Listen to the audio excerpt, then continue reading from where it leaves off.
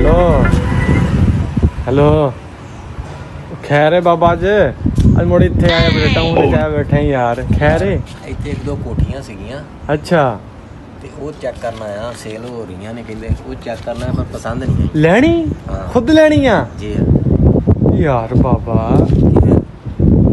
ਯਾਰ ਮਜ਼ਾਕ ਕਰ ਰਿਹਾ ਯਾਰ ਤੂੰ ਲਾਨਤ ਪਵੇ ਤੇਰੇ ਤੇ ਕੀ ਹੋਇਆ ਮੈਨੂੰ ਇਹ ਦੱਸ ਇੰਨੀ ਗਰਮੀ 'ਚ ਹੋਰ ਮੈਂ ਇੱਕ ਪਾਗਲ ਸੀ ਜਿਹੜਾ ਮੈਂ ਆਉਣਾ ਸੀ ਵਾਹ ਬਾਬਾ ਯਾਰ ਦੇਖੋ ਯਾਰ ਮਾਸ਼ਾਅੱਲਾ ਬਾਬਾ ਜੀ ਤੇ ਕੋਠੀ ਲੈਣ ਆਇਆ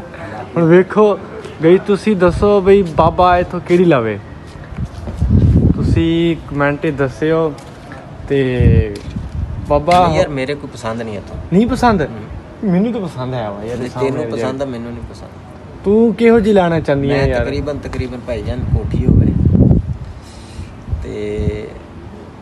ਤਕਰੀਬਨ ਇੱਥੇ ਰੇਟ ਹੀ ਕੋਈ ਨਹੀਂ ਯਾਰ ਕੋਠੀਆਂ ਦੇ ਕੋਈ 2 ਕਰੋੜ ਕੋਈ 2.5 ਕਰੋੜ ਰੇਟ ਹੀ ਕੋਈ ਸਹੀ ਗੱਲ ਆ ਆਪਾਂ ਰੁਚੀਆਂ ਹਸਤੀਆਂ ਨੇ ਨਾ ਕਮ ਸੋ ਕਮ ਕੋਈ 5-6 ਕਰੋੜ ਦੀ ਕੋਠੀ ਪਤਾ ਇਹਨੇ ਦਿੰਦੇ ਸ਼ਰਮ ਆਂਦੀ ਹੈ ਯਾਰ ਪਤਾ ਲੱਗੇ ਵੀ 1 ਕਰੋੜ 2 ਕਰੋੜ ਦਿੰਦੇ ਸ਼ਰਮ ਆਂਦੀ ਹੈ ਪਤਾ ਸਹੀ ਗੱਲ ਹੈ ਬਾਬਾ ਤੂੰ ਆਪਣੀ ਜਗ੍ਹਾ ਸਹੀ ਗੱਲ ਸੱਚਾ ਹੈ ਯਾਰ ਇੰਨੀ ਵੱਡੀ ਫਿਰ ਸਾਹਬ ਕਿੰਨੇ ਕਹਿਣਾ ਵੀ ਇਹ ਯੂਟਿਊਬਰ ਨੇ ਹੈ ਵੀ ਜੇ ਆਪਾਂ 1 ਕਰੋੜ ਦੀ ਕੋਠੀ ਜੋ ਲੈ ਲਈ ਤੇ ਸਾਨੂੰ ਯੂਟਿਊਬਰ ਕਿੰਨੇ ਕਹਿਣਾ ਯਾਰ 1 ਕਰੋੜ 2 ਕਰੋੜ 2.5 ਕਰੋੜ 3 ਕਰੋੜ ਤਾਂ ਆਮ ਬੰਦਾ ਲਾ ਰਿਹਾ ਕੋਠੀ ਹਾਂ ਕੁਛ 7 ਕਰੋੜ 10 ਕਰੋੜ ਦੀ ਕੋਠੀ ਲਈ ਪਤਾ ਲੱਗੇ ਪਤਾ ਚੱਲੇ ਭੈਣ ਵਾਕੇ ਕੋਠੀ ਕੋਈ ਹੈ ਵਾ ਰਹਿ ਰਹੇ ਨੇ ਕੋਠੀ ਦੇ ਗਾਈ ਦੇਖੋ ਯਾਰ ਤੁਸੀਂ ਸਾਨੂੰ ਦੱਸੋ ਕਮੈਂਟ 'ਚ ਦੇਖੋ ਮੈਨੂੰ ਤੇ ਬਾਬਾ ਆ ਪਸੰਦ ਹੀ ਬਾਬਾ ਆ ਲਈ ਪਸੰਦ ਹੀ ਸਾਹਮਣੇ ਦਰਵਾਜ਼ੇ ਚਲੋ ਤੂੰ ਇਹ ਲੈ ਲਈ ਡਰਾਈਵਰ ਆ ਗਿਆ ਮੇਰਾ ਗੱਡੀ ਆ ਗਈ ਅੱਛਾ ਤੇ ਮੈਂ ਜਾ ਰਿਹਾ ਕਿੱਧਰ ਹੈ ਗੱਡੀ ਅੱਗੇ ਨਹੀਂ ਨਾ ਆ ਸਕਦੀ ਵੱਡੀ ਗੱਡੀ ਆ ਤੇ ਇੱਥੋਂ ਮੈਨੂੰ ਤੁਰ ਕੇ ਜਾਣਾ ਪੈਣਾ ਅੱਛਾ ਤਾਂ ਮੈਂ ਤੇਰੇ ਨਾਲ ਹੀ ਆ ਅੱਜ ਚਲੋ ਠੀਕ ਆ ਬਾਬਾ